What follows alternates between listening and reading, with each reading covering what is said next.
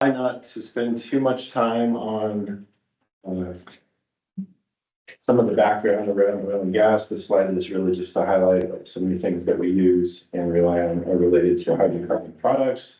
What got us here today, the things we used when I got up this morning, or heating our water, the electricity, our cell phones. You understand that and get that, and I won't belabor that point, but it's a critical part of our daily lives, both the direct use of oil and gas and also the indirect use of several other products. Oxy is an understanding company that oil and natural gas is not the only solution, but we do feel it's a part of a bridge to an all of the above kind of approach.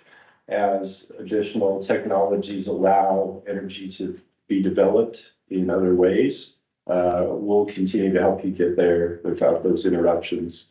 Most countries are advancing in their healthcare and their quality of life, really depending upon energy.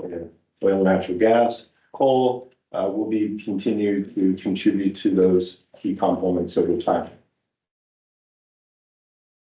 Briefly on the oil and gas operations here in Colorado. In our operations, a typical well may take 5 to 7 days to drill. That depends on how long that lateral is, how far across underneath the ground we're going, which is becoming longer and longer all the time. Another 5 to 7 days to complete that well or frack that well, and then 20 plus years of production from that well. Our focus initially, before we go out and choose where to go, is looking at the formations, understanding the productivity. Northeast Colorado, Western Colorado, very successful areas related to that oil and gas product available. The key is getting it out of the ground, stimulating it, and finding a way to get it to the surface. Next one. When we're constructing a well, after we've identified the area, some of the key components we really focus on are that water interface in the groundwater level. There are several barriers that we construct in a new well: steel and cement casings repeated through that portion, often up to 2,500 feet deep. And then as we continue down into the deeper formations, additional pressure testing and integrity, just to make sure that water won't interact with the well and the well will interact with the important water resources there. Regarding the water that we use, it's part of the solution to frack the wells. About 90% of that solution is water. 9.5% roughly is sand. Some of that sand is sourced locally. Some of it is brought in as far as Wisconsin. It's a very fine sand, but the use of the sand is to prop open those cracks that we hope to create and allow the product to return back to that well.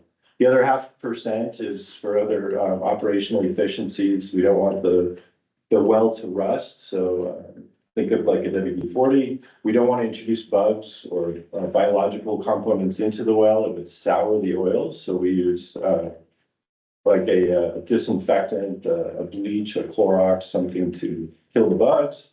We have to push water to extreme distances under high pressure. That creates friction. So we tend to use a surfactant, something like a soap, makes it slipperier. And then when you're transporting sand in water over these extended distances, you don't want it to just drop out, kill the wellbore. So we use things that will allow it to stay in solution, something like a guar gun, like a gel of gelatin, if you think of that. Once the well is constructed and we've engaged with the formation, and that's coming back to the surface, we have increasingly advanced surface infrastructure to manage the products that are coming out. The 3 key phases: oil, gas, and water, are the critical components. So we're separating each phase. We're working with the appropriate team to try to manage those components. Our team's responsibility specifically is working not only sourcing water for the operations, but also then managing the water that comes back to the surface. A portion of that water is the water that we've introduced. A portion of it could be deep formation water. Over time, as that water is entrained in the formation, it's gathering the minerals, the components that you might find down there, plus some of the things that we introduce as we're fracking. Just stopping to take a moment to reiterate the water energy nexus. CSQ has a lot of research horsepower around this engagement, this connectivity. the idea that you can't, most likely can't get energy without the use of water in some fashion, and using water for hydraulic fracturing. For our case, hydropower is so common with the CBT system here, it's easy to see and benefit from that. Manufacturing and mining of rare products that you need for other components like for solar and wind are critical. On the other side of the coin, you need energy for water. So pumping the water over the mountains, running our center pivot sprinklers, treating the water to a quality that we can treat or to utilize, whether it's drinking water or for industrial processes, for the bottling plant. They go hand in hand, and there's a critical interaction between the two. I'm excited some of the new things that our company is focusing on. Oxy specifically, later this year, will bring on the largest direct air capture system in the world in West Texas. It'll be capturing carbon out of air, and then it will be sequestering it, or actually putting it back down into the ground to store, either to use to advance more oil and gas development or just to store. But that process requires water to make that successful. This spring, we'll be starting to drill our first geothermal well here in Northeast Colorado near Platteville. We'll actually be drilling 2 wells down 20,000 feet, intercepting those 2 wells, creating a continuous loop and introducing water at the surface, letting the heat underneath turn to steam, bringing that back up, generating power, and then being able to complete that loop. So we have a lot of exciting projects that I think will be really beneficial, not just for business sustainability, but really for sustainability altogether. My team, we're really fortunate to focus on all things water and oil and gas.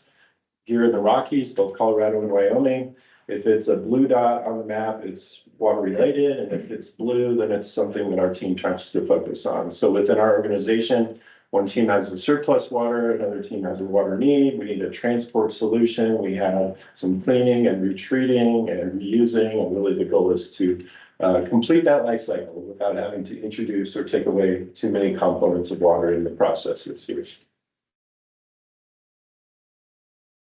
This is just to reflect the quantity of water that the industry uses. It could be updated. I think I've seen closer to 0.15% of all water in the state of Colorado that's used for oil and gas uses. So it's a very small amount, but frankly, the intensity can be higher in some areas. So in Northeast Colorado, we have more oil and gas developed. In Northwestern Colorado, there's more oil and gas development. So while statewide, it's not a large amount of water. It can be more impactful to those local communities that we work in, and so we want to be very resourceful and responsible in that regard.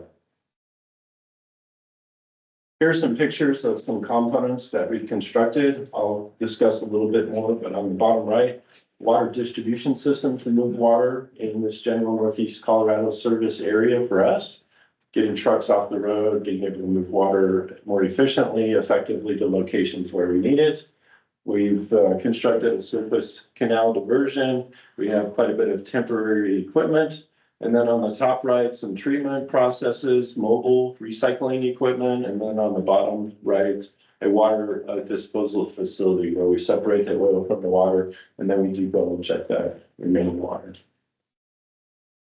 For this water distribution system, I've been fortunate to work on this project since we started back in 2012. We have closing in on 200 miles of pipeline infrastructure. Just to try to orient, the bottom of the map would be the Weld County, Adams County line, right down near Thornton at the bottom blue.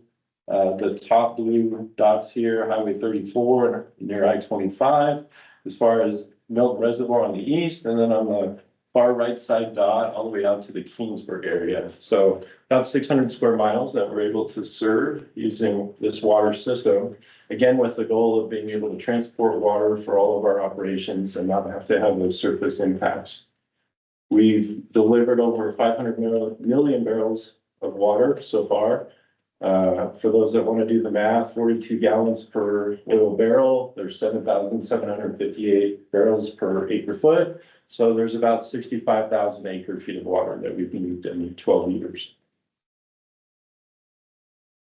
Water recycling is a big part of our process. And in fact, at 10:28 this morning, the Colorado Oil and Gas Commission did a formal adoption of new recycle rules for the oil and gas industry. So back in 2023, there was a House bill directed at helping encourage the industry to be more responsible with the water. We don't use much water, but the water we do use, continue to try to do our part with meeting those regional needs.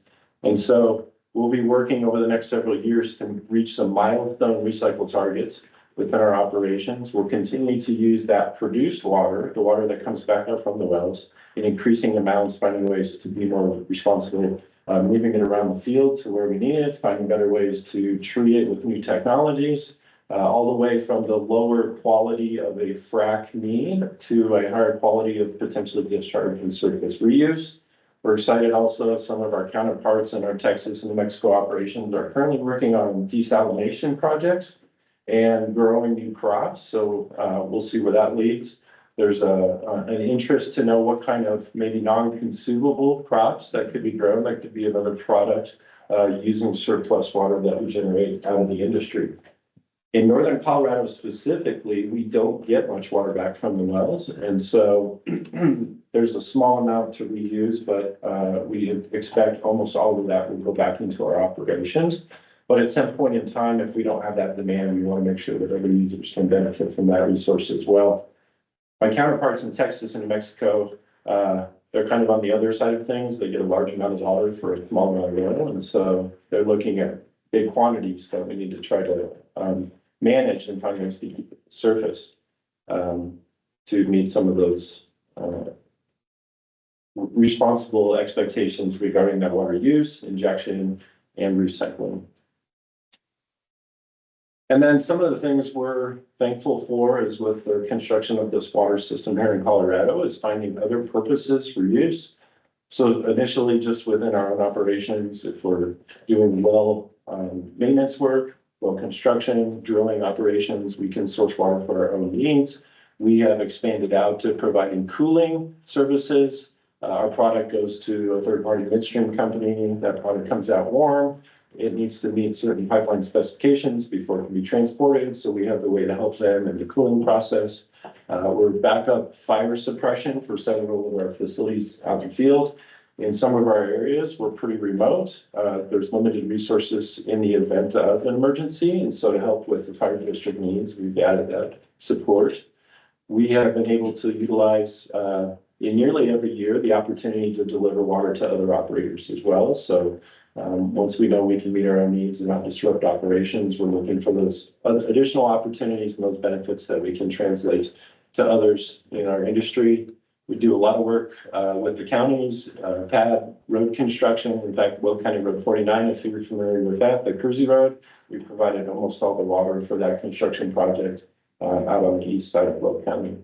And then irrigation and other regional partners. Much of our water comes through irrigation systems, through canal systems, through agricultural related partnerships. And we have the opportunity then to deliver water back to those types of partners to help with augmentation and to try to meet some of those regional needs.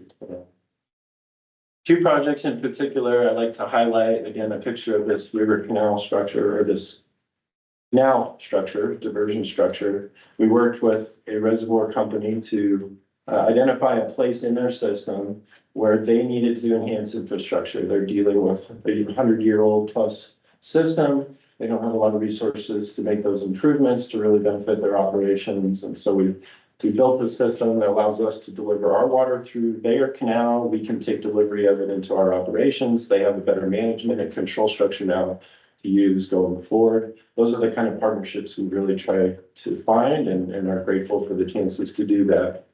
The map on the right within the oval, again, thinking of the Denver metro area on the bottom, really on the top, it's to reflect kind of a segment of the South Platte River. And in working with partnerships with others, we've identified this stretch of the river where rather than us taking water out sooner, closer to Denver, we can leave more water in the river for the stretch, and then we can take it out further out, closer to our operations. There's additional credit benefit that we can realize for irrigators, for environmental reasons, for augmentation. We still have the end benefit, but we've been able to collaborate and find those kind of solutions out there. So those are Those are some of the key components, trying to keep it at a kind of a fighter jet speed. There's no level of all the things that we do, but happy to take any questions.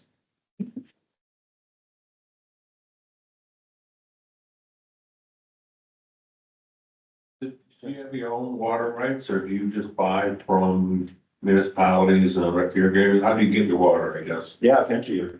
We decided as we were starting to build this system that it would be most effective for us to only lease industrial water. So we have not purchased water rights with the intent to convert or use that water for our own purposes. The main reasons is, as you would know, it's a capital investment to own water rights. Water right cases can take an extended period of time, dozens of years. I may go through 2 or 3 oil cycles for one water court case. So we do pay more for water that's pre-approved for industrial use, but in the end, that's been a good fit for us. Yes, ma'am. You mentioned that you don't get as much water back out to wells in northern Colorado in comparison to other areas. Why is that? The formations here in Colorado are fairly dry, so the tendency of those areas is to retain that water, to really hold on to it. In the case in other areas like Texas and New Mexico, those formations are typically flush with water already. And so it's just more easily accessible and retrievable in those cases.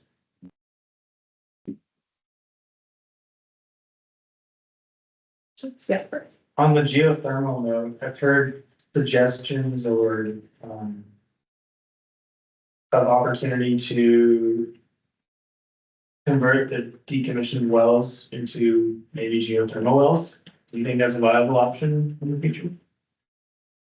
Yes.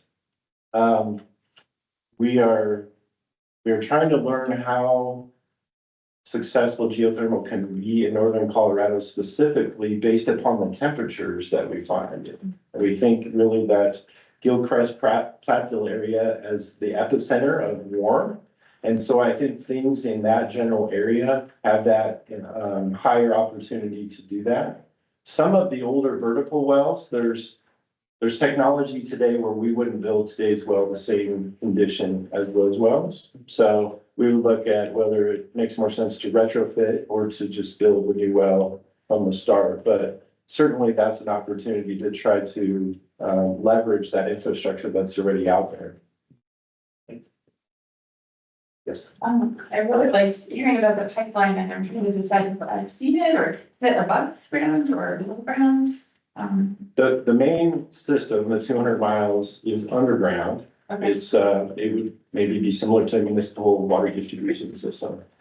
It's our skeleton. So then from there, we have several surface connections throughout the field. And we will use temporary lay flat pipe, that type that you can spool out, you can fill it up, and then you can drain it and then move it on. So you may have seen some of that temporary surface pipe that that way we don't have to leave all of that equipment out there for an extended period. Yeah, that's gonna be a follow-up question. Is it all permanent, or it sounds like it's different branches are and different pieces are temporary? That's correct. Those, I'm sorry. I was gonna let those, we're still talking about the geothermal wells. So the water that you're using to produce the steam and the energy, is that beneficial, or is it, do you get more out of it, from like when it costs the water to the energy produced? We don't know yet. I mean, it will be fully consumable water used. We do anticipate we'll need makeup water as we go. There won't be 100% recovery. But the hope is that there will be a cost benefit to generating electricity versus all the input costs, including the water cost. For one well, what is kind of how much water do you imagine that being used? I don't have that info. Just curious. We're working now on scoping how much water the drilling team will need to drill. And it's kind of a neat new science project because at least in this area, we've never drilled to 20,000 feet. Most of our wells are in that 7,000 to 10,000 foot range. It's much hotter. The rock's much harder. We're bringing in experts with metallurgy and special tools that we think will function well, but we want to make sure we have water available because most likely we're going to need to continuously clean this or cool and clean this equipment as we drill down into those formations. So by next year, Do you see, or how do you see the industry growing over the next few years? As far as drilling production? I would say, if you ask me today, I think the industry will continue to make an effort to stay steady.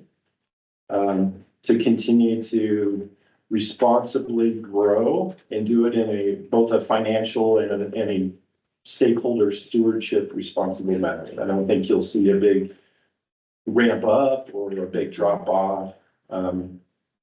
Some of the questions I get, okay, drill, baby, drill, what does that mean for us? Well, it means the oil prices will be lower, which is good for all of us. It also means that some of our operations won't be as cost competitive as they were previously. And so it'll be a balance, but I think, Chevron's in the neighborhood, Civitas, Oxy, there are several smaller operators, but for the bigs, I think it's just steady, working together with the communities and with the state and trying to continue to do what we do and do it better every day.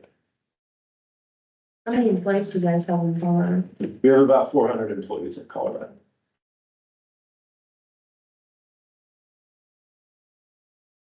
Thank you.